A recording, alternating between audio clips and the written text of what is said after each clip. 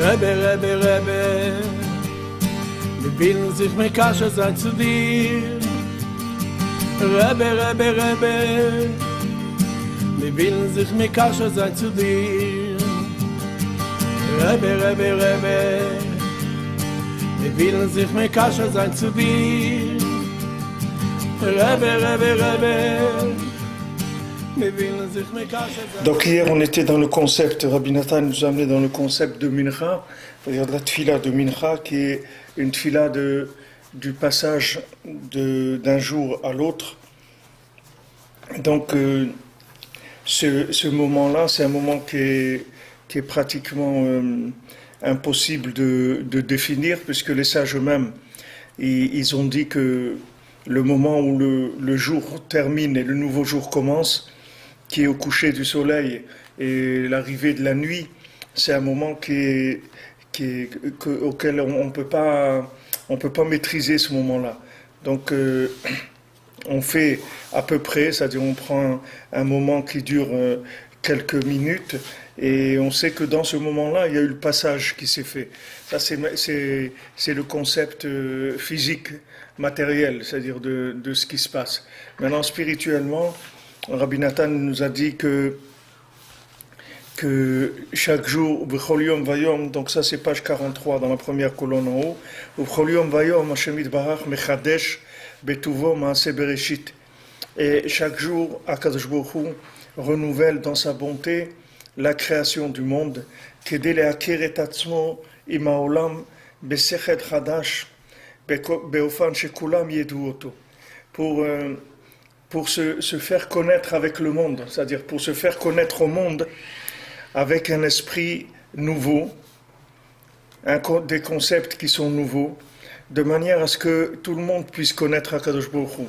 C'est ça le sens d'un nouveau jour. Ça n'est que ça le sens d'un nouveau jour, parce que sinon, à quoi ça servirait de recréer le monde chaque jour si c'est un duplicata du jour d'avant? Il n'y aurait pas besoin de recréer le monde. Il suffirait de faire tous les jours la même chose. Si maintenant ce qui comptait c'est que le soleil, la lune, l'eau, tout ça soit pareil tous les jours, il n'y a pas besoin de recréer le monde chaque jour. Donc cette notion de recréer le monde chaque jour, ça veut dire qu'il y a quelque chose de complètement nouveau chaque jour. Et le but de cette nouveauté-là, c'est de créer des nouveaux concepts qui vont pouvoir faire comprendre aux gens, c'est-à-dire l'approche d'Hachem, c'est-à-dire que les gens ils puissent découvrir Hachem, alors qu'avant, la veille, ils ne le pouvaient pas, ou la semaine d'avant, ils ne le pouvaient pas. Donc c'est pour ça que on va vers un progrès de la connaissance d'Hachem dans le monde. Parce que chaque jour, il est propice à le connaître. Pour ceux qui le connaissent déjà un peu, alors ils vont le connaître plus. Et pour ceux qui ne le connaissent pas du tout, alors ils vont le connaître.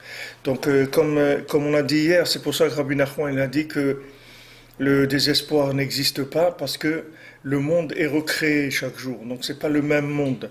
Même si apparemment ça ressemble, mais c'est quand même recréé complètement dans chaque détail, de manière à ce que le message de cette journée, ça soit un message qu'il n'y a jamais eu dans le monde.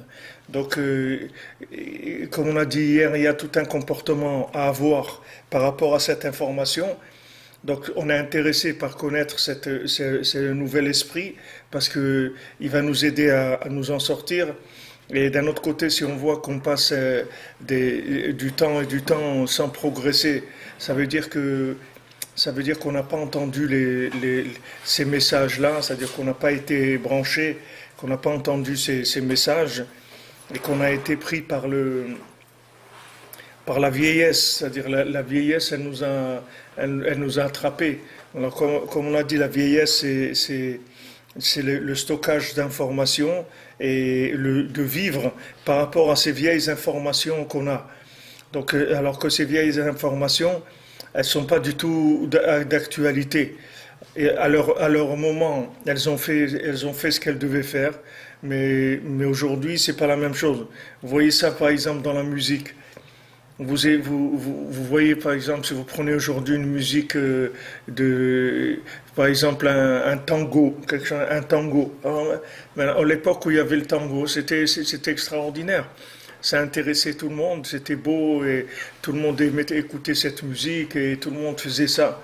Maintenant aujourd'hui, qui est-ce qui va écouter des tangos? Il n'y a personne qui écoute ça. Pourtant c'est de la musique, mais c'est pas de la musique d'aujourd'hui. Chaque période du monde, chaque génération, des fois, chaque quelques années, il y a des changements qui sont énormes dans les domaines surtout c'est dans le domaine de l'art que vous verrez ça, parce qu'en général, c'est là où les gens ils sont le plus sensibles à l'évolution. Alors, dans le domaine de l'art, vous allez voir qu'il y a des changements. Il y a des changements qui sont, qui sont très très grands. C'est-à-dire qu'il y a des langages dans la musique qui sont complètement dépassés. C'est-à-dire qu'il n'y a pas... Même si vous trouvez toujours quelqu'un qui va aimer de la musique il y a 50 ans, ou il y a 30 ans, ou il y a 20 ans, mais la plupart des gens, ils parlent plus cette langue-là, c'est-à-dire de cette musique. Ça leur parle plus, ça leur dit rien du tout. Pourquoi? Parce que c'est vieux. Pourquoi c'est vieux? Parce que les messages que ça véhiculait, ils sont morts, c'est fini. C'est des messages qui sont plus d'actualité. Donc automatiquement, la vitalité qu'elle véhiculait, elle s'en va. Et les gens, ça les intéresse plus. Ils sont pas intéressés. Vous prenez de la musique, du blues ou du rock'n'roll ou des trucs. Vous voyez aujourd'hui, les jeunes, c'est pas ça qui les intéresse. Aujourd'hui, ils veulent de l'ultra, les trucs là, il faut que ça tape fort, un truc très. C'est ça le langage d'aujourd'hui. Et celui qui vient, il y a des vieilles vedettes du rock'n'roll qui ont 70 ans, ils essaient encore de se traîner dans le monde, de faire des concerts, etc. Mais c'est plus. Ça attire que des nostalgiques, mais les jeunes, ils sont plus connectés sur ça. Ça leur parle plus. Pourquoi ça leur parle plus? Parce que le message qui passe, il est plus d'actualité par rapport aux besoins des individus. Les individus, ils ont des besoins de vitalité, et ces besoins de vitalité, ils sont précis. C'est pas n'importe quoi. C'est-à-dire, vous ne pouvez pas donner à quelqu'un n'importe quoi comme nourriture spirituelle. Vous devez donner une nourriture qui est adaptée à l'époque, au temps. Et cette nourriture qui est adaptée au temps, elle se renouvelle en permanence. C'est-à-dire que maman, chaque jour, il y a des changements énormes. Et ces changements, on peut les sentir, même dans des choses qui ne sont pas spécialement du service divin, qui soit conscient, mais même là où les gens ne sont pas conscients, comme Rabbi Nachman dit, que même dans les endroits les plus éloignés, même dans des églises ou dans des endroits qui sont très éloignés du service d'Hachem, là-bas aussi, tout ce qu'on parle, c'est que d'Hachem. On parle que d'Hachem. Seulement, c'est très caché, c'est tout, mais on parle que d'Hachem. Alors, dans des domaines où il y a de la sensibilité, comme l'art, la musique ou la peinture ou des choses comme ça, vous voyez qu'il y a une évolution. C'est pour ça que vous avez des classements dans la littérature aussi, la poésie. Vous avez par exemple, aujourd'hui, la poésie. Et où sont les poètes? Il n'y a plus des gens qui font de la poésie. Des gens comme Baudelaire ou des trucs comme ça n'existe plus. Alors qu'il y a des périodes où le monde, il a vécu que là-dedans. C'était ça, alors il y avait des périodes, la Renaissance, les trucs, etc. Il y a des périodes comme ça qui ont eu des noms par rapport à la culture de cette époque-là. Pourquoi cette culture, elle s'est terminée? Pourquoi ça n'existe plus? Parce qu'il y a une évolution dans le monde, c'est tout. Il y a une évolution, c'est-à-dire Hachem, il a envoyé d'autres outils pour le connaître. Donc ça fait que tout le monde a laissé ses anciens concepts et il est passé au nouveau. Alors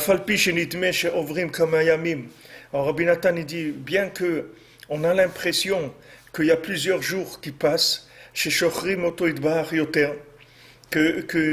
que au contraire, on l'oublie Hachem encore plus, c'est-à-dire que le temps est passé et on a oublié. Des fois, on a des périodes où on a l'impression qu'on s'éloigne.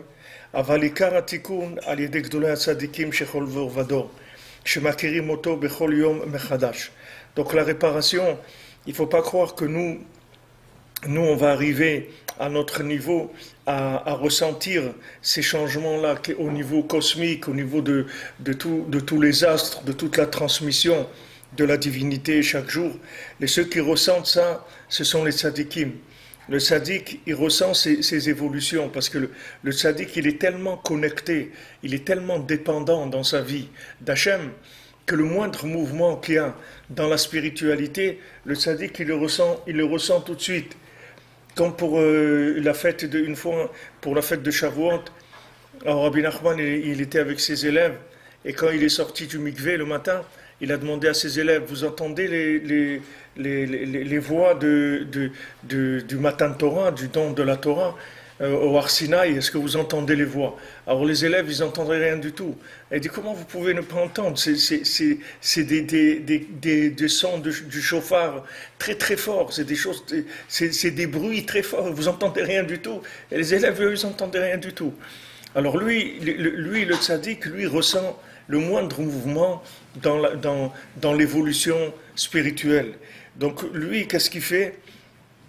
Il transmet cette nouvelle approche d'Hachem au monde chaque jour. C'est-à-dire le tzaddik, lui, reçoit d'Hachem ces messages, il les capte et il les transmet au monde. וממשיכים השגת אלוקותו יתברך בכל יום בצמצומים נפלאים חדשים באופן שהודיעו אלוקותו מלכותו יתברך לכל בעלי עולם. Donc maintenant, qu'est-ce qu'il fait le tzaddik? Lui-même, il va traiter ces données de manière à ce qu'elles soient accessibles à l'humanité pour chacun, c'est-à-dire pour chaque individu sur Terre, il va y avoir une adaptation, c'est-à-dire un langage qui va lui parler personnellement. Et ça vient du tzaddik. C'est pas Hachem qui fait ça. Hachem, lui, il fait son renouvellement dans le monde. Maintenant, qui est-ce qui capte ce renouvellement-là? C'est le tzaddik. Et à l'époque, vous voyez, quand il y avait Noach, Hachem, il a dit à Noach de façon explicite, de façon claire, il lui a dit, tu sais, je vais amener le déluge dans le monde. Il a dit à Noach, tu vas préparer, pendant 120 ans, Noach, il a construit l'arche. Il a mis 120 ans à le construire. C'est pas parce qu'il avait besoin de 120 ans, il pouvait le construire en 3 mois. Mais Hachem, il lui a dit pendant 120 ans, pour que les gens ils le voient et qu'ils se posent des questions, qu'ils lui disent, qu'est-ce que tu fais? Qu'est-ce que tu es en train de faire là? Tu fais quoi avec ce bateau-là? Alors, lui, il leur disait, ceux qui posaient des questions, il leur disait, Hachem, il va amener le déluge dans le monde. Donc sachez que il faut que vous vous arrangiez, etc. Que vous faites tchouva, vous essayez de réparer votre façon de vivre, que vous changez votre comportement, parce que Hachem, il a décidé d'amener le déluge dans le monde. Mais les gens ils rigolaient quand ils disaient ça à Noir. Ça faisait rire les gens. Les gens, ils ne pouvaient pas imaginer ça.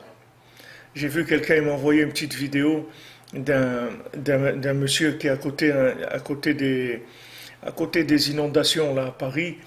Il est au milieu des inondations et il dit, voilà, je vous envoie un message, monsieur le président Hollande et monsieur le premier ministre Valls, sachez que Hachem, il est en train de vous avertir qu'il va vous amener des plaies énormes, de plus en plus. Et sachez pourquoi ça vous arrive, parce que vous faites du mal à Israël. C'est pour ça que ça vous arrive. Et sachez que si vous continuez à faire du mal à Israël, maintenant ce monsieur, il n'est pas juif du tout. Il n'est pas juif, il dit dans sa petite vidéo, je suis pas un terroriste du tout.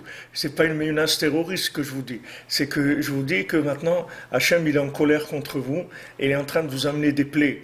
Donc voilà, sachez que on vous a averti. Alors ça, c'est pourquoi des gens ils parlent comme ça. Parce qu'ils sentent qu'il y a des gens, ils vont voir des inondations. Ils ne vont pas se poser de questions. Pourquoi la Seine elle est montée de 6 mètres, un truc? Bon, c'est classé comme catastrophe naturelle, puis c'est tout. C'est-à-dire, ils ne comprennent pas le langage. Ils ne savent pas ce que ça veut dire. Ils n'essayent pas de se réunir, de dire pourquoi il y a quelque chose comme ça.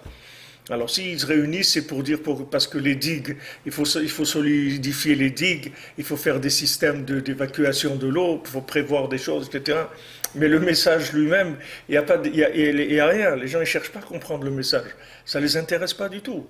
Ils n'imaginent pas que c'est un message, que c'est un langage. Les gens croient que c'est... Bon, il y a eu un problème, c'est tout. Mais c'est pas comme ça que ça fonctionne. Ce sont des messages. Seulement, il faut des gens qui sachent traduire les messages. Alors quand vous avez quelqu'un comme ça, il a publié sur Facebook cette petite vidéo, elle a fait le tour, moi on me l'a envoyé. Et voilà, il parle très simplement, ça dure 1 minute, et il explique. Il dit voilà, faites attention parce que Alors Noach, c'était pareil. Noach, il avertissait le monde. Il leur disait, vous savez, il va y avoir un déluge et le monde va être détruit. Alors les gens, ils le regardaient comme ça, ils rigolaient, ça les faisait rire parce que ils n'imaginaient pas que ça allait arriver. Mais on voit que Hachem, quand il a mis le déluge, il en a voulu à Noach. Et la Torah, elle appelle le déluge Noach, les eaux de Noach. Pourquoi elle appelle les eaux de Noach? Qu'est-ce qu'il a fait Noach là? C'est pas lui qui a amené le déluge. Pour ça, appelle la Torah, quand elle dit le déluge, elle dit les eaux de Noach. Pourquoi elle appelle les eaux de Noach? Parce que Hachem, c'est à lui qu'il a mis la responsabilité du déluge. Il lui a dit pourquoi maintenant je t'ai dit que j'allais amener le déluge? Tu crois que je t'ai informé juste comme ça pour que tu sois informé? Si je t'ai informé, c'est pour que tu fasses quelque chose.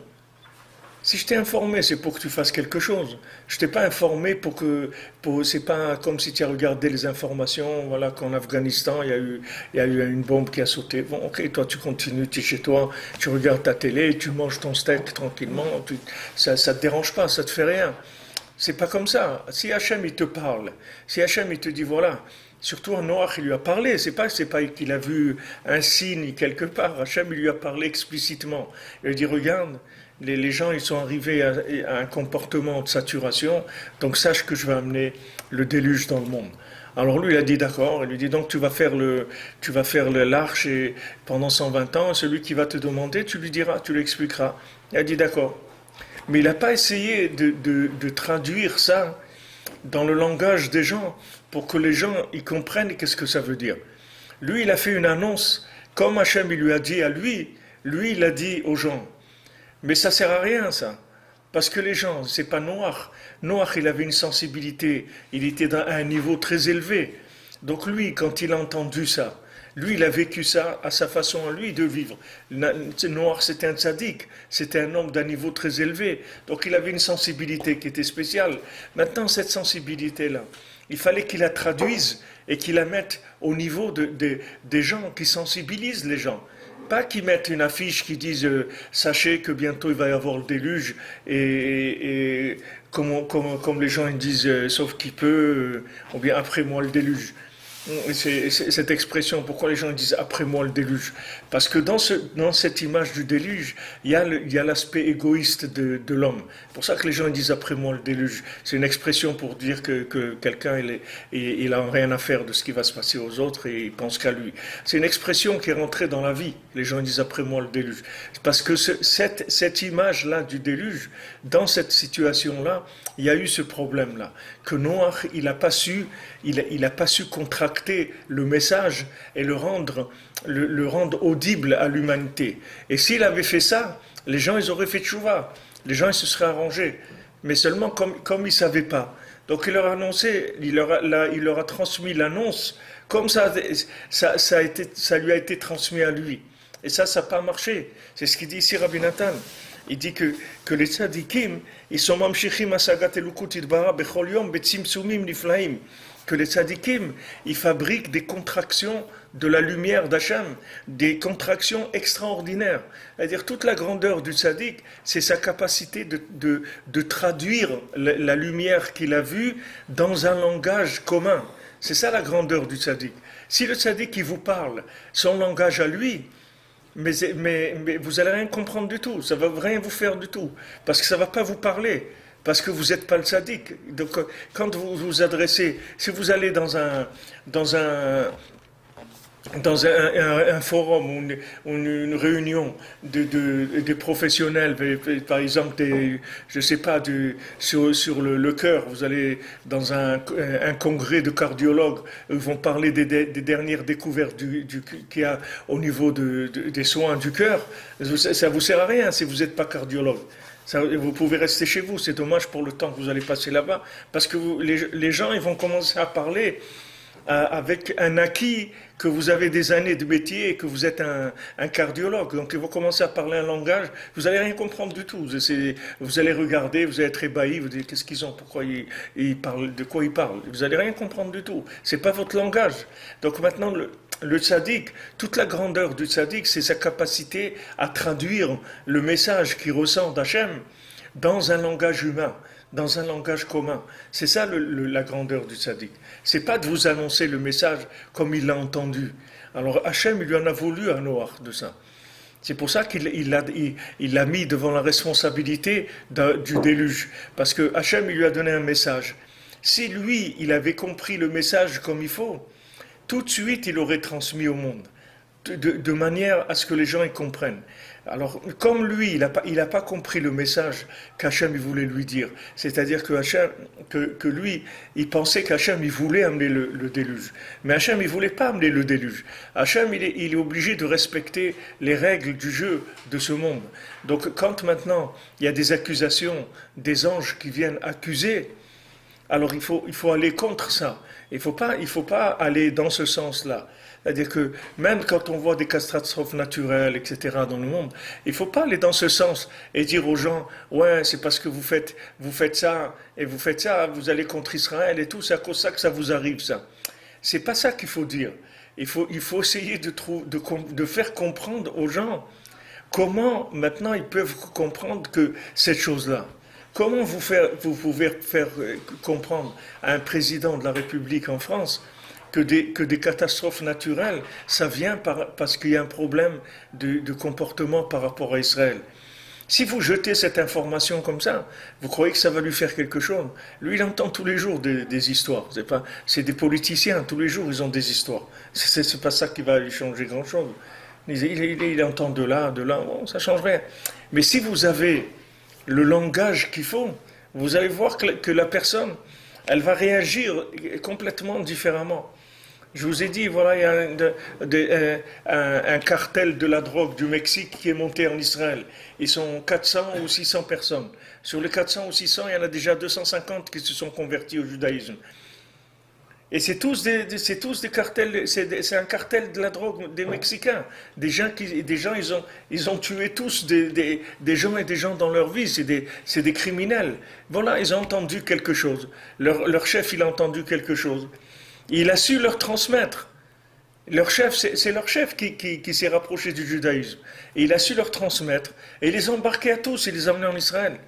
Et maintenant en Israël, il y en a déjà 200 ou 250 qui se sont convertis au judaïsme. Comment des gens qui viennent du cartel de la drogue au Mexique, des tueurs, comment ils arrivent à un changement pareil? Parce qu'il y a un langage qui est adapté à tout individu sur Terre. Et si maintenant les gens ne changent pas, c'est pas de leur faute. C'est parce que le langage, on n'a pas trouvé le langage pour l'instant qui leur convient. C'est tout. On n'a pas trouvé le moyen de communication. Vous voyez, même les autistes, il y a quelques années, ils ont découvert la communication avec les autistes, les claviers assistés, là, je ne sais pas comment ils appellent ça. C'est-à-dire que les autistes, ils tapent sur des claviers et ils s'expriment, ils parlent. Avant, ils ne savaient pas que les autistes, ils étaient intelligents. Ils croyaient que les autistes, c'était des gens qui étaient fous. Ils croyaient que c'était des fous. Quand vous les voyez physiquement, vous croyez qu'ils sont fous. Mais maintenant qu'ils savent s'exprimer, vous voyez que non seulement ils ne sont pas fous, ils sont très très intelligents, mais en plus ils ont de la prophétie. En plus que le fait que leur corps il est tellement détruit, ça fait que leur âme, elle n'a pas de difficulté à voir des choses, elle n'est pas bloquée par le corps. Parce que leur corps, il leur sert pratiquement à rien. Ils n'ont pas de plaisir de ce monde. Ils vont pas aller assister à l'ultra à Miami, ou ils vont pas se prendre de la drogue, ou ils aiment pas la pizza, ou ils aiment pas danser, ou aller à la plage, ou des trucs comme ça. Ça les intéresse pas tout ça. Parce que leur corps, ils peuvent pas avoir accès à ces choses-là. Donc leur corps, le fait qu'il est amoindri, ça fait de eux des tzadikim. C'est-à-dire que leur âme, elle voit des choses, des messages qui sont clairs. Alors maintenant, ils ont découvert, il y a quelques années, je crois que c'est un médecin en Australie, autre, qui a mis ce système en place, qui a découvert ça. Et voilà, ils s'expriment, les autistes. Ils ont des claviers. Et ils tapent. Voilà, Naël, elle a écrit tout son livre. Elle a écrit 2 livres. Et elle a écrit ses livres. C'est elle qui les a tapés. Elle a fait ses livres. Alors maintenant, si vous la voyez, Naël, physiquement, à quoi elle ressemble, et vous n'allez pas imaginer du tout que dans cet individu-là, il y a une intelligence, une sensibilité tellement grande, une vision des choses tellement profondes. Bien, sachez que pour chacun, c'est la même chose. Plus vous allez voir des gens qu'apparemment ils sont détruits, qu'apparemment ils sont dans les cartels de la drogue, ou ils sont dans l'underground, ou ils sont là où ils sont, sachez que ces gens-là, c'est des gens qui sont hyper doués. C'est des gens qui ont des forces intérieures, spirituelles, qui sont très très fortes. Mais comme leur emballage, il est détruit, parce que justement, ils n'ont pas trouvé le langage. C'est pour ça que leur emballage, il est détruit. C'est pour ça qu'il a détruit. Même les animaux, c'est comme ça. C'est pas que les hommes, même les animaux. Rabbi Nachman, il dit, il y a un arbre dans le monde. Aussi, on trouve cet arbre-là. Vous allez voir que tous les animaux de la terre, ils viendront sous cet arbre-là et ils vivront en shalom. Ils vivront en paix. Vous allez voir un tigre, vous allez voir un lion, une brebis, un zèbre, un rhinocéros. Tout ça, ils vont vivre ensemble, en paix. Ils vont être contents d'être ensemble. Il n'y aura aucune agressivité même entre les animaux, même entre les animaux sauvages. Si vous voyez un tigre qui dévore un zèbre ou un truc comme ça, c'est horrible. C'est un lion, une lionne qui attaque, c'est des choses d'une cruauté terrible. Ça aussi, c'est parce qu'il y a un manque de communication, c'est tout. C'est parce que même au niveau des animaux, ils ne savent pas communiquer. Donc c'est pour ça qu'ils sont agressifs comme ça, ils sont cruels. Mais si maintenant ils découvrent cet arbre-là, dont Rabbeinu il parle dans Sipurim Massiot, dans les contes, c'est un arbre extraordinaire. Tout celui qui rentre dans l'ombre de cet arbre-là, il sent un shalom, une paix extraordinaire. Il est en paix avec tout le monde. Dans cet arbre, tout le monde va trouver son bonheur, comme on dit, sous l'ombre des branches de cet arbre. Alors, dans ce monde, c'est la même chose. Tout le monde y fonctionne comme ça. Sachez que tous les gens qui sont devenus des gens méchants, des destructeurs, etc., des gens qui ont fait des grandes bêtises dans le monde, c'est uniquement parce qu'ils n'ont pas trouvé de langage, ils n'ont pas trouvé comment parler. Comme je vous ai donné l'exemple plusieurs fois, vous voyez un petit enfant, il fait des bêtises, il casse des choses, il prend des verres, il les jette par terre, des assiettes, des trucs, c'est uniquement parce qu'il ne sait pas parler, c'est tout. Dès que l'enfant il sait parler, vous allez voir, il va faire beaucoup moins de bêtises. Parce que dès qu'il va découvrir qu'il y a un moyen pour lui aussi de communiquer, il va se calmer beaucoup, ça va beaucoup le calmer. Lui, il voit les adultes qui parlent, et lui, il croit qu'il est un enfant, lui, il croit qu'il va rester un enfant toute sa vie. Lui, il ne sait pas qu'il va parler. Il n'a aucune idée qu'il existe pour lui aussi un moyen de parler. Il voit son père, sa mère, ses grands frères et tout, il parle. Et il les voit comme ça, comme si c'était d'autres individus. Il ne sait pas que lui, il a ce potentiel-là de parler. Et que ça va venir, au bout de quelques temps, lui aussi, il va parler. Il ne le sait pas. Donc il est très perturbé. Quand il veut s'exprimer, il crie, il casse des choses, comment il va s'exprimer? Il n'a pas de façon de s'exprimer. Il ne sait pas qu'il peut parler. Ben, chez les adultes, c'est pareil. Ne croyez pas que c'est entre l'enfant et l'adulte à ce niveau-là. Les adultes, c'est pareil. Il y a des adultes qui ne savent pas qu'ils peuvent s'exprimer. Donc qu'est-ce qu'ils font? Ils cassent des choses, c'est tout. Et ils cassent des choses dans le monde, ils font des bêtises, et ils font des hold-up, ils font des trucs, ils font du terrorisme, ils font toutes sortes de choses, parce que c'est des gens qui ne savent pas qu'il y a un langage pour eux. S'ils savaient qu'il y avait un langage pour eux, ils seraient calmés. Je me souviens quand je suis arrivé à la Yeshiva à Aix-les-Bains, que j'ai découvert des Breslev et tout avec le Rav Besançon, les Zachar Altov. Alors une fois, je parlais avec lui, je disais, mais Yitzhak, Comment, ok, Baruch Hashem, maintenant j'ai découvert ça, Breslev, c'est merveilleux, Rabbi Nachman et tout. Mais maintenant, comment on va résoudre le problème de l'humanité? Alors, ok, voilà, maintenant, moi j'ai compris, toi tu as compris, encore un autre. Mais comment on va résoudre? Alors il m'avait dit déjà. Déjà, ton problème à toi, tu l'as résolu dans le monde déjà. Déjà dans le monde, quand tu prends tout le monde, il y a un problème en moi, c'est le tien déjà. Ça c'est déjà quelque chose. C'est déjà, on a avancé déjà avec ça. C'est-à-dire que la personne, elle doit savoir que le jour où elle trouve sa place, déjà, elle n'est plus un problème pour le monde. Elle n'est plus un problème. C'est pas un problème en plus dans le monde. Au contraire, c'est une solution en plus dans le monde. Alors chaque personne, elle a un langage. Ce langage-là, il vient de l'alliance avec Hachem, c'est-à-dire combien quelqu'un il se lie avec Hachem, combien quelqu'un il cherche à trouver Hachem dans sa vie. Il n'a pas besoin de créer cette chose-là, c'est quelque chose qui vient vers lui. Hachem, il vient vers chacun. Comme il dit ici, il dit des mots qui sont très beaux, Rabbi Nathan. Il dit c'est une expression, c'est difficile à traduire ça, mais mot à mot, ça veut dire Hachem, il renouvelle le monde pour se connaître avec le monde, c'est-à-dire être connu avec le monde. C'est-à-dire il veut faire partie, Hachem, il veut faire partie de l'histoire du monde, de manière consciente.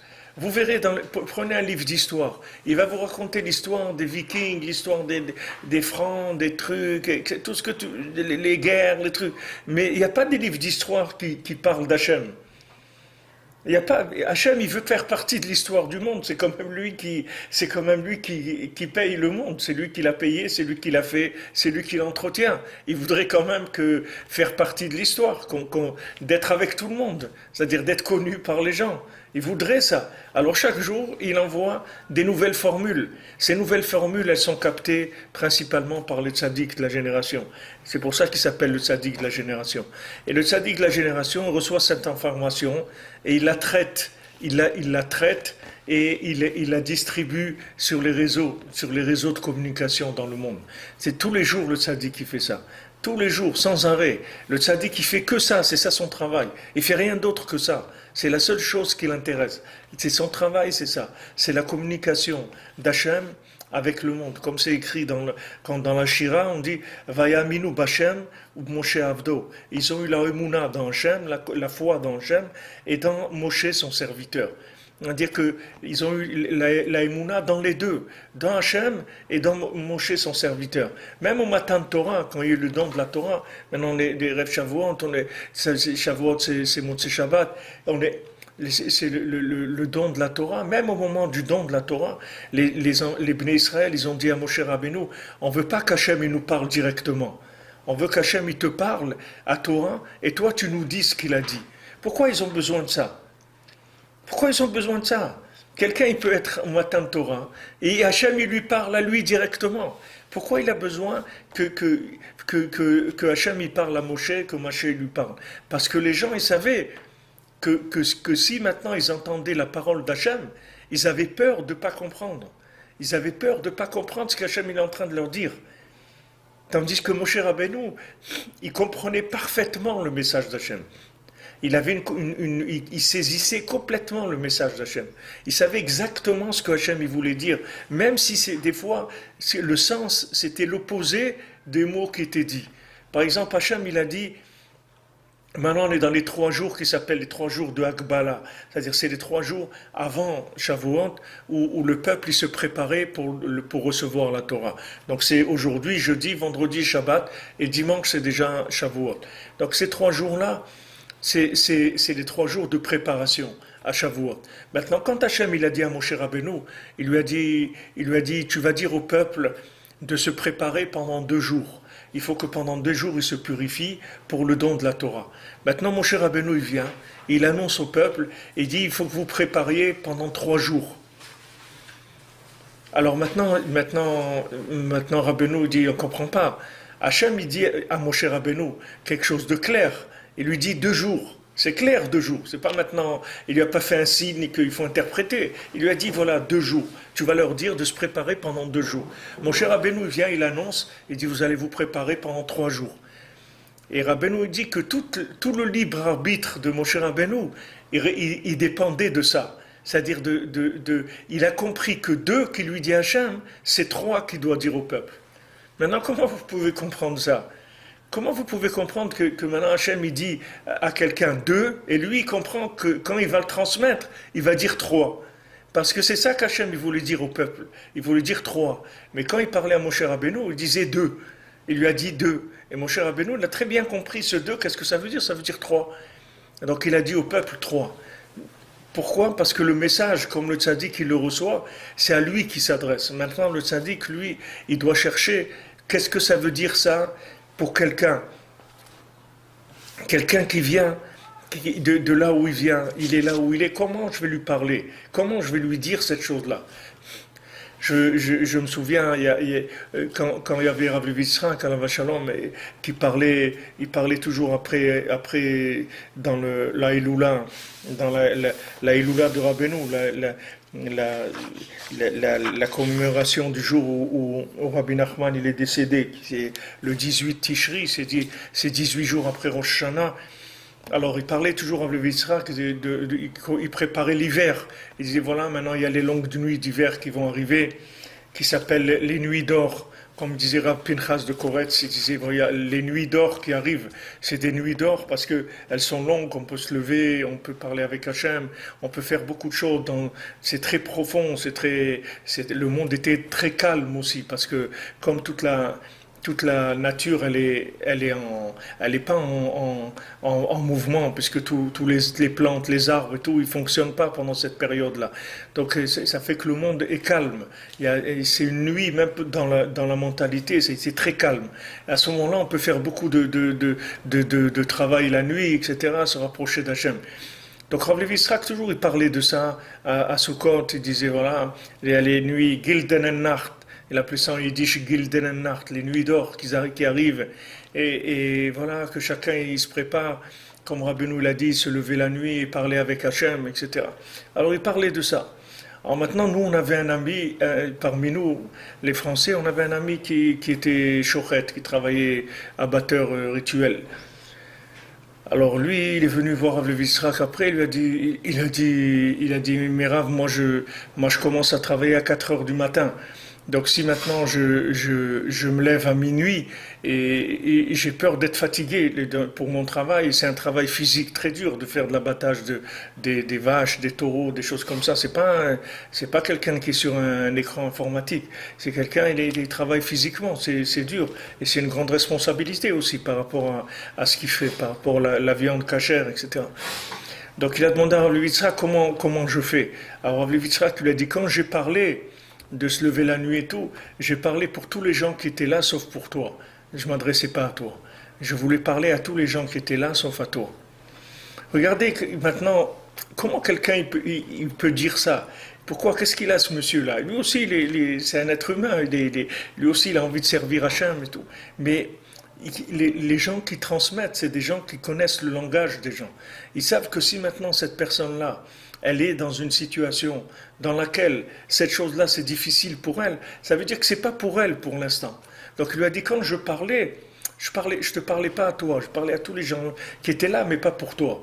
Parce que toi, là où, comme tu vis, tu peux pas faire cette chose-là. C'est trop difficile pour toi pour l'instant. Donc après, quand tu seras à la retraite, ou tu auras des jours où tu peux faire, tu feras. Mais maintenant, tu peux pas faire. Comme tu es là, tu peux pas faire cette chose-là. Mais ça, c'est un esprit de tzimtzum, de contraction de la lumière. Comment quelqu'un il peut dire à quelqu'un, c'est pas pour toi? Ça veut dire la Torah elle est pour tout le monde. Comment il va dire à quelqu'un c'est pas pour toi? Ça veut dire que maintenant les gens qui transmettent, des gens qui ont ce don-là de transmettre, c'est des gens qui savent donner à la personne ce qu'elle a besoin à l'endroit où elle se trouve. Pas lui donner la chose brute, parce que la chose brute, ça va lui servir à rien. Si vous prenez quelqu'un, vous lui mettez des vous l'invitez à manger, vous lui mettez des pommes de terre crues avec du poulet cru dans une assiette, ça ne s'appelle pas que vous l'avez invité à manger. Vous l'avez invité à faire la cuisine peut-être, mais pas à manger. parce que c'est pas mangeable. Il faut que vous donniez à la personne ce qu'elle peut assimiler, ce qu'elle peut manger. Et ça c'est le travail du tzaddik.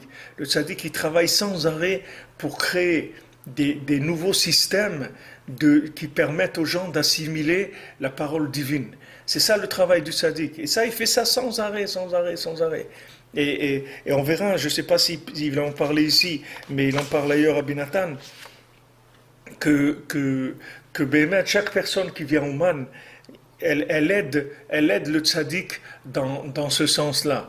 Parce que quand quelqu'un il vient à Ouman, il vient chez Rabbi Nachman, le fait que maintenant il vienne parce qu'il vient pour Rabbi Nachman, parce qu'il le reconnaît en tant que maître, que d'une personne exceptionnelle qui a fait des très grandes choses et qui fait des très grandes choses dans le monde, même si son approche elle est au niveau où il est lui, quand il vient, il permet au tzaddik de descendre.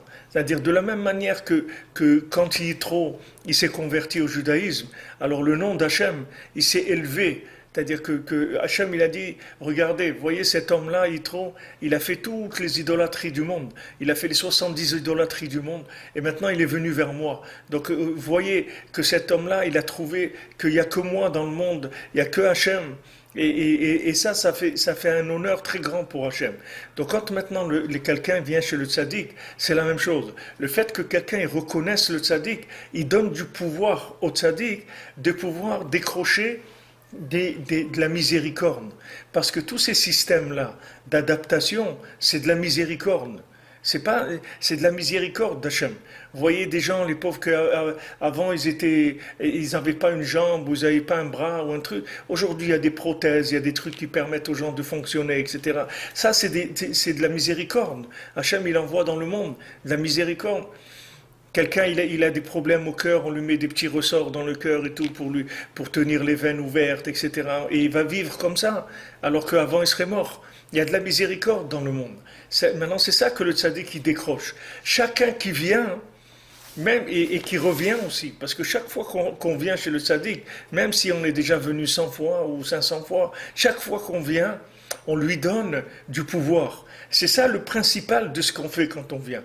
À part que maintenant on a notre réparation personnelle et notre connexion personnelle qui va s'occuper de nous, mais la chose la plus grande qu'on fait, c'est qu'on lui donne comme si vous voulez, des vouchers, là, des vouchers, des bonus, des choses qui permettent, comme des bons d'achat. C'est-à-dire, on lui donne une possibilité de monter chez Hachem et de décrocher une nouvelle miséricorde. Cette nouvelle miséricorde, ça va se traduire en langage plus familier. C'est-à-dire, ça va descendre plus bas. Le langage, il va aller repêcher des gens à des niveaux beaucoup plus bas. C'est-à-dire que quelqu'un avant qui était dans telle condition de vie, etc., il pouvait pas découvrir Hachem. Maintenant, le tzaddik, il va faire que n'importe quel individu, c'est pour ça que Rabbi Nachman, il a freiné la course au Mashiach, c'est-à-dire les tzadikim qui voulaient amener le Mashiach, parce que les tzadikim, ils avaient très peur, ils voyaient que le niveau, comme il a dit ici, que Rabbi Nathan, même si on voit que plusieurs jours, on oublie Hachem plus, c'est-à-dire même si vous avez l'impression que ça descend, que ça baisse, que les gens les oublient plus Hachem, mais il faut pas vous tromper, c'est pas au contraire. Les gens ils oublient pas plus Hachem. Les gens ils sont au contraire. La parole d'Hachem elle est en train de descendre dans des endroits où elle descendait jamais avant. Jamais ça arrivait là-bas. Ça descendait très bas. Tout ça, ça vient du fait que il y a des gens qui viennent et qui donnent du pouvoir au tzaddik. Alors chaque fois que le tzaddik il reçoit du pouvoir, avec ce pouvoir, il monte chez Hachem, il va et il dit voilà, j'ai des bons d'achat, je veux acheter plus de miséricorde. Donc il reçoit des crédits, il reçoit des allocations, des trucs pour plus de miséricorde. Cette miséricorde, ça lui fait traduire la parole d'Hachem dans des langages dans lesquels c'était pas traduit avant. Vous voyez, la Torah aujourd'hui, elle est traduite en français, en anglais, en espagnol, en italien, tout. Il y a des cours, voilà, vous avez des cours Breslev sur Internet, en espagnol, en anglais, en français, en hébreu, en yiddish. Il y a toutes sortes de cours dans toutes les langues. Mais ça, c'est de la miséricorde d'Hachem. Parce qu'avant, quelqu'un qui voulait entendre la parole d'Hachem, il voulait connaître la Torah, il fallait qu'il apprenne l'hébreu, c'est tout. Il dit, tu vas apprendre, viens, apprends l'hébreu, tu vas... Mais les gens, ils n'ont pas la force d'apprendre l'hébreu. Alors ils vont jamais apprendre, c'est tout. Alors qu'est-ce que le tzaddik il fait? Il décroche la miséricorde. Cette miséricorde, elle va permettre au tzaddik d'amener dans le monde des nouveaux langages. Donc le tzaddik, Rabbeinu, il a dit à tous les tzaddikim, arrêtez de précipiter la venue du Mashiach, parce que moi je vais rapprocher tout le monde d'Hachem.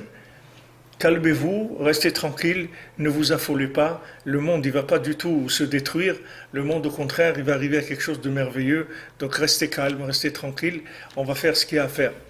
Et ça, c'est aussi une des choses que les gens, ils ont été très étonnés de ce langage-là de Rabbi Nachman. Et Rabbi Nachman, il est en train de le prouver sur le terrain. C'est pas quelque chose, c'est pas ce qu'il a dit, c'est pas une vision virtuelle. C'est quelque chose de réel. C'est quelque chose qui se passe, c'est-à-dire qu'il est capable d'amener la parole d'Hachem chez les gens qui sont les plus éloignés, c'est-à-dire qui sont mamash bloqués dans des comportements terribles. Il va arriver jusqu'à eux et il va leur changer, il leur emmener leur langage. Leur langage, le langage à eux, il va leur parler leur langage. C'est ça la grandeur la grandeur du tzaddik. Quand Rabbi Nachman il est monté en Eretz Israël, il a passé quelques semaines en Eretz Israël. Avant, le Baal Shem Tov aussi, il a essayé de monter en Eretz Israël. Mais le Baal Shem Tov, il n'est pas arrivé à monter en Eretz Israël. Le Baal Shem Tov, il est arrivé à Istanbul et après, il a été obligé de rebrousser chemin. Il y a toute une histoire, mais en tout cas, il a vu qu'il ne pourrait pas monter en Eretz Israël. Donc, il est revenu à Medzibot. Mais Rabbeinu, il est allé en Eretz Israël. Il a passé toutes les épreuves. Il est arrivé en Eretz Israël. Et Rabbeinu, il dit que Eretz Israël, ça s'appelle Gadlut de Gadlut. Eretz Israël s'appelle la grandeur de la grandeur. Et avant de rentrer dans la grandeur de la grandeur, il faut passer par Katnout de Katnout, par la petitesse de la petitesse. C'est-à-dire, comment on peut arriver au plus grand niveau, c'est en passant par les plus petits niveaux. C'est-à-dire, les plus petits niveaux, ce sont les chemins pour arriver au plus grand. C'est-à-dire que plus quelqu'un, il est loin, et plus quelqu'un, il est voué à se rapprocher. Parce que les niveaux les plus bas, c'est eux qui amènent aux niveaux les plus hauts. Donc maintenant, pourquoi Rabbi Nachman dit pourquoi le Baal Shem Tov il n'a pas pu arriver en Eretz Israël? Parce que le Baal Shem Tov il pouvait monter très haut, puisque le Baal Shem Tov, comme je vous ai dit, il était dans l'Aïdgalut de Olam HaAtzilut, c'est-à-dire qu'il travaillait dans la révélation du monde de l'émanation, qui est le premier monde de la concrétisation de l'énergie divine. C'est la concrétisation de l'énergie divine à son niveau le plus haut, mais concrète, c'est-à-dire que ça commence un petit peu à se concrétiser, bien qu'il n'y a pas de mal du tout dans le monde de l'émanation, mais il y a une concrétisation du bien. Alors Baal Shem Tov, il était très très élevé, mais descendre tellement bas, il ne pouvait pas. Il ne pouvait pas descendre tellement bas. Mais Rabbi Nachman est descendu très bas. C'est-à-dire, quand il était à Istanbul, il jouait avec des enfants dans la rue, à la Marelle, là, il faisait des trucs avec des cartes du monde, avec de la craie. Il sautait, il jouait avec eux, il allait chez des gens et il buvait un peu de whisky ou de la vodka avec eux, il rigolait avec eux, etc. Rabbi Nachman, il est descendu, il s'est caché dans des niveaux très très bas pour pouvoir passer toutes les accusations qu'il y avait à ce moment-là pour ne pas le laisser aller en Eretz Israël. Il est arrivé, on rentrait en Eretz Israël. Et le Baal Shem Tov, il n'est pas arrivé. Donc Rabbi Nachman, il a dit, ne vous inquiétez pas, moi je vais réparer le monde entier, ne faites pas de soucis.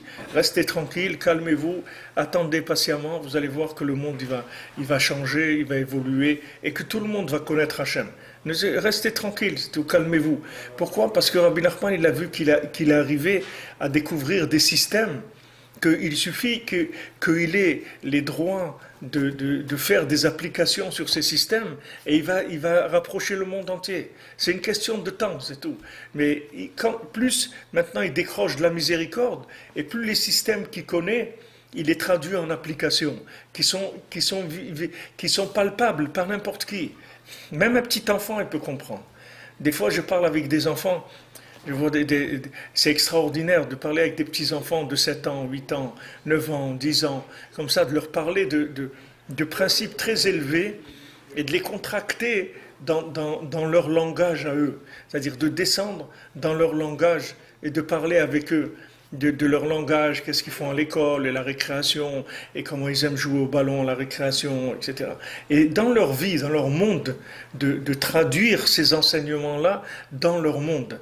Ça, c'est extraordinaire. C'est-à-dire, quand vous voyez un petit enfant, comment un tout petit enfant, il est émerveillé de la Torah. Mais pourquoi? Parce que vous lui traduisez dans le monde dans lequel il vit. Si maintenant vous lui parlez d'un monde dans lequel il ne connaît pas, il n'est pas intéressé. Il ne peut pas être intéressé, ça ne lui parle pas. Comment vous voulez qu'il soit intéressé? Alors tout le monde, c'est comme ça. Tous les gens, la Torah elle dit, le monde entier veut se rapprocher d'Hachem. Il n'y a personne sur terre qui ne veut pas se rapprocher d'Hachem.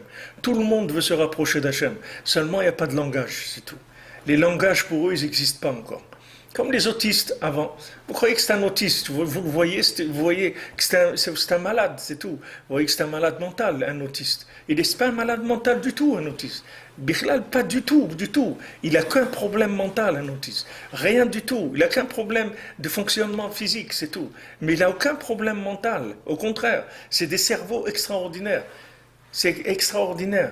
Vous voyez, Anaël qui était autiste, j'ai connu ses parents parce que on est venu ensemble à Oman il y a très longtemps. 2 fois on est devenu. Une fois le père il est venu et une fois le père et la mère dans un voyage qu'on avait fait avec des familles. Ils étaient venus il y a peut-être je sais pas 25 ans comme ça.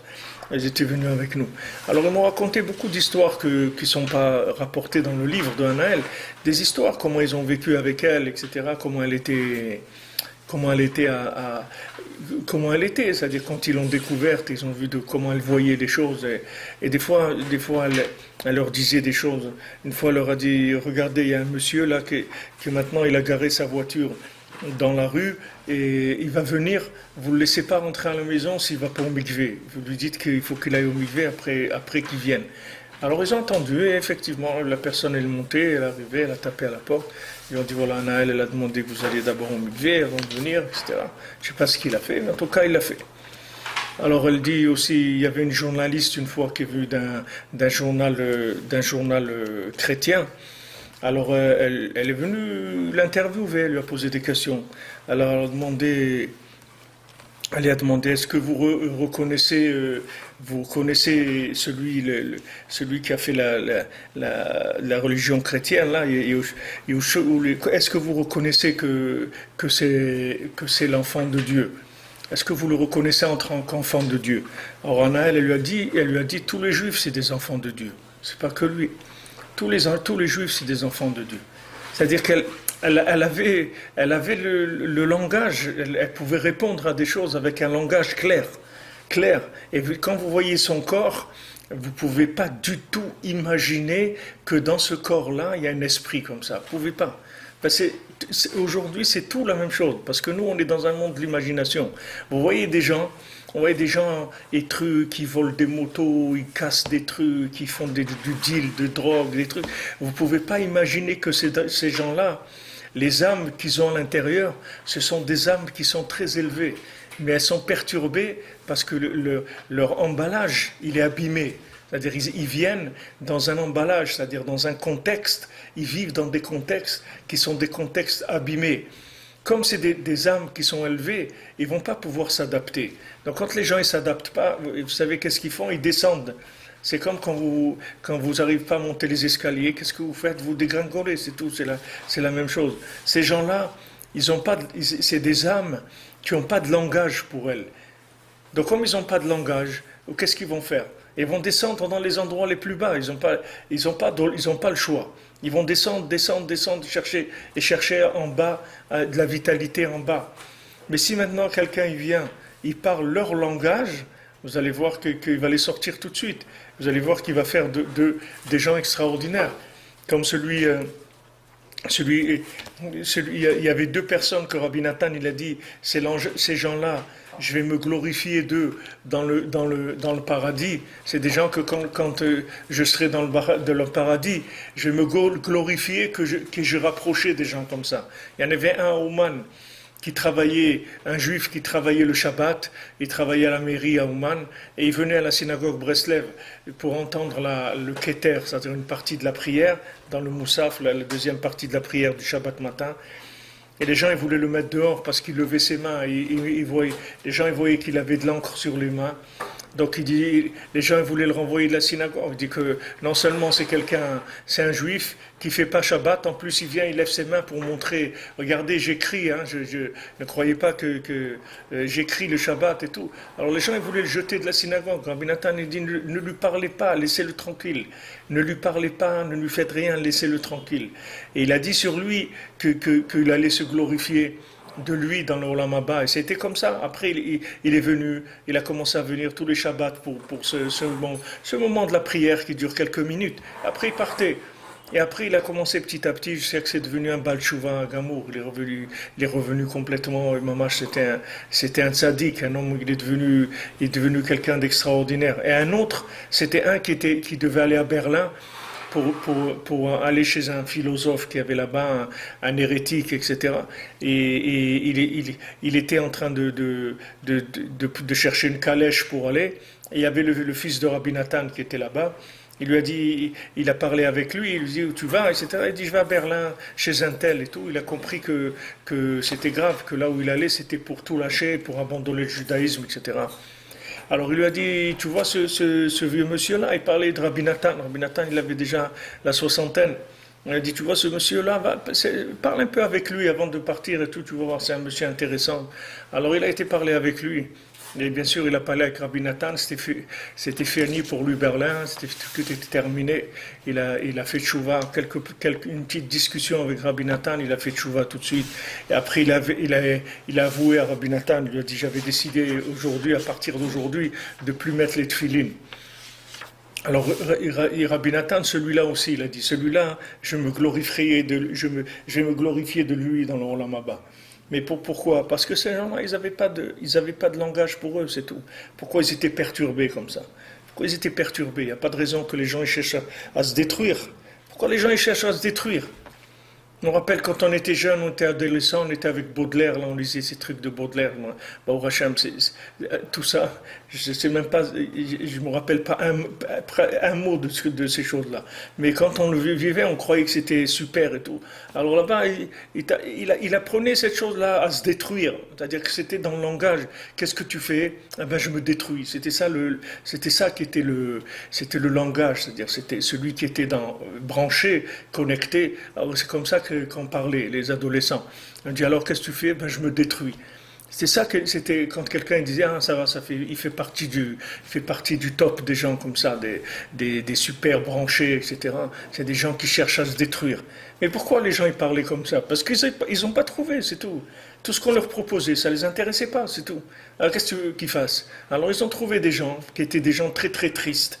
Je crois que Baudelaire c'était vraiment quelqu'un d'extrêmement triste. C'était comment il appelle ça comment ils appellent ça là-bas il avait le spleen, je crois qu'ils appellent ça le spleen. C'était ça le truc le spleen, il avait le spleen. C'est quoi le spleen? C'est de la tristesse, c'est de la hatzvout, c'est ça le spleen.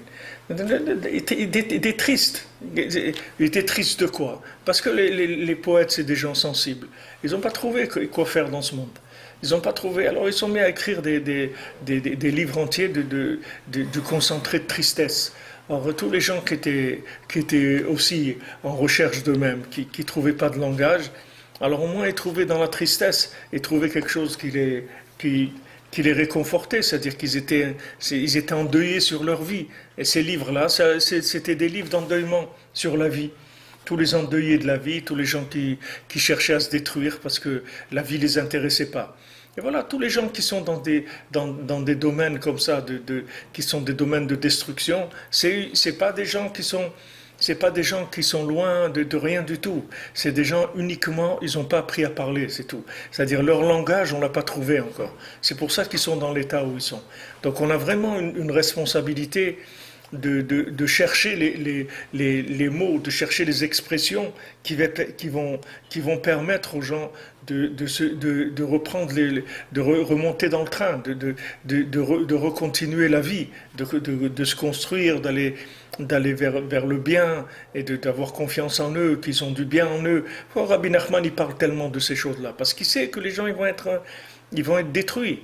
Et des gens qui ont eu des parents qui les ont encouragés, qui leur ont dit qu'ils étaient bien, qui les ont traités avec douceur, avec gentillesse, avec honneur aussi, avec espoir, avec enthousiasme, qui ont misé sur eux et tout. C'est des gens, ils ont de la chance parce que leurs parents, ils leur ont donné des forces pour vivre dans ce monde. Mais il y a des parents c'est pas tous les parents qui font ça. Il y a beaucoup de parents, ils ont fait que détruire leurs enfants, c'est tout. Les décourager, ils veulent que leurs enfants, ça soit des super, qu'ils aient super réussi, sinon ils les découragent, ils leur disent qu'ils valent rien, etc. Il y a beaucoup de gens que leurs parents, ils les ont pas aidés du tout. Non seulement ils n'avaient pas le langage positif, ils n'avaient aucun langage du tout avec eux. C'est rien que de détruire, Chas Shalom. Alors le tzaddik, c'est ça ce qu'il fait. Comme on dit, il attire chaque jour, il fait descendre des compréhensions divines avec des tzimtzumim niflaim, des contractions extraordinaires, chadashim, nouvelles. C'est nouveau, ça n'existait pas avant. Il faut avoir ça tout le temps en tête, ce que Rabbeinu dit, que chaque jour, on crée des formules nouvelles. Comment comprendre qu'il y a Hachem dans le monde. Donc il n'y a pas de désespoir. Même si maintenant tu vois que ça fait des années que tu cherches, etc., mais tu comprends rien, tu n'arrives pas à rentrer, tu n'arrives pas à vivre la chose comme tu voudrais, etc., sache que ton langage, il est en préparation. Ton langage, comment va te traduire la présence divine, c'est quelque chose qui est en préparation tout le temps. C'est-à-dire le but, c'est que les tzadikim, ils vont faire savoir, ils vont faire connaître la divinité et la royauté d'Hachem à tous les êtres humains, tous les habitants de la terre, tous les terriens, tous les gens qui sont sur terre, ils vont apprendre qu'il y a Hachem dans le monde.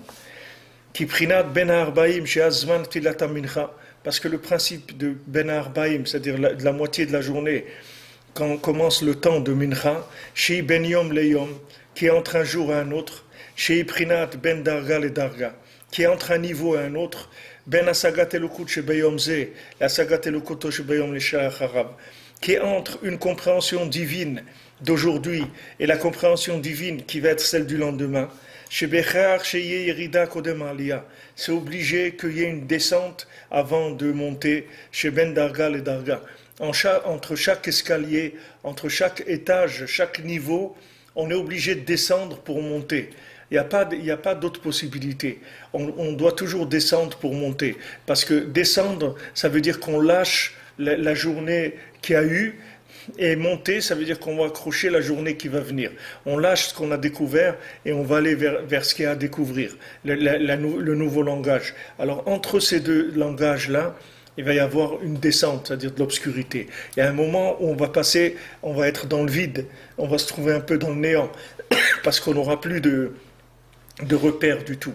On n'a pas les nouveaux repères et on a lâché les anciens. Que les tzadikim, chez eux, qu'est-ce que c'est de descendre? Ça veut dire qu'ils perdent à un moment leur conscience d'Hachem au niveau où ils l'avaient. Chez Prinat Arivad Vecheshrat Yomze, chez Cheshrat Or Hasechel. C'est ça le jour qui se couche, que c'est l'esprit de ce jour-là qui se couche. Comme je vous ai dit, tous les tzadikim, ils sont arrivés à des niveaux élevés et ils sont restés. Ils ont pas progressé. Rabbi Nachman, il était capable de jeter la lumière des niveaux les plus élevés pour aller vers d'autres niveaux. Donc maintenant, les tzadikim, ils passent tous par ce principe-là. C'est-à-dire que pour être des tzadikim, c'est sûr qu'ils sont passés par là. Ils sont passés par des moments où ils étaient dans l'obscurité. De cette obscurité, après ils ont découvert une nouvelle lumière, et après ils ont lâché cette lumière, et ils ont encore progressé, et il n'y a que Rabbi Nachman qui est arrivé à faire ça, maman, jusqu'aux dernières secondes où il est resté dans ce monde. Et quand il est parti, c'est parce qu'il ne pouvait plus, dans un corps, il ne pouvait plus comprendre plus que ce qu'il a compris, donc il a dit, je suis obligé de quitter ce monde. Mais les gens, C'est pas une baisse d'intensité de lumière qu'ils ont la plupart des gens. Les gens, ils ont des descentes mamash. C'est-à-dire, qu'est-ce qu'ils font? Ils font des avérotes. C'est-à-dire qu'ils descendent dans le mal parce que ils perdent la conscience divine. Donc ils descendent vers le mal. C'est-à-dire, ils descendent vraiment, Hachem Ishmor, Hachem protège vers des avérotes, ils descendent vers des avérotes. C'est-à-dire, c'est ça la descente. Et les tzadikim, ils s'occupent de faire des réparations pour ramener les gens vers Hachem, pour ramener Betchouva, Tashuv He, c'est-à-dire il les ramène vers le He, il les ramène vers Hachem. Et la tchouva, elle est principalement entre les deux, c'est-à-dire dans la tchouva de la prière de mincha, c'est-à-dire quand la personne se trouve entre deux niveaux. Parce que quand quelqu'un fait des averot, il transgresse, il fait des bêtises, ça s'appelle qu'il a perdu la lumière. Mais comme maintenant il a eu un petit peu de lumière, parce que même si on voit des gens qui sont des gens qui sont des fauteurs, ils sont pleins quand même de bien, comme une grenade qui a des petits grains dedans. Et c'est sûr qu'il a fait déjà combien de mitzvot, il a fait des choses bien. Bien que maintenant la lumière soit partie parce qu'il a fauté, c'est-à-dire que tout ce qu'il doit faire maintenant, c'est d'essayer de faire tchouva, c'est-à-dire l'achzor ou l'amshira or betosefet meruba, de ramener de la lumière avec plus d'intensité, de manière à ce qu'ils vivent cette lumière de façon plus compréhensible, qui lui parle plus, que la lumière lui parle plus, de manière à ce qu'ils ne descendent pas dans ces endroits-là. Quand je vous ai dit que les gens ils trouvent pas de langage, alors ils descendent. Mais pour nous, chacun d'entre nous, c'est la même chose. Quand est-ce qu'on descend, on a besoin de faire des bêtises, c'est parce qu'on est dans l'obscurité. Donc maintenant, si on est dans l'obscurité, on a été chercher de la lumière dans des plaisirs qui sont bas, dans la nourriture, dans l'argent, dans n'importe quoi, des plaisirs de ce monde. Il faut savoir que ces plaisirs, c'est uniquement parce qu'on n'a pas trouvé le langage véritable. Parce que toute la lumière qu'il y a, même dans les plaisirs, c'est la lumière d'Hachem. Seulement, c'est pas le langage qu'il faut utiliser. Quand quelqu'un il mange du chocolat, c'est aussi Hachem. C'est aussi la lumière d'Hachem qu'il y a dans le chocolat. Pourquoi il aime le chocolat? Pourquoi il n'aime pas manger de la terre? Pourquoi de la terre il n'aime pas manger? Il aime manger du chocolat. Parce que dans le chocolat, il voit du plaisir. Ce plaisir, c'est la lumière d'Hachem. Seulement, s'il connaissait le langage de comment aller vers la lumière d'Hachem, mais pas à travers le plaisir, s'il connaissait un autre langage que le plaisir, c'est sûr qu'il l'aurait pris. Mais pour l'instant, il ne connaît pas.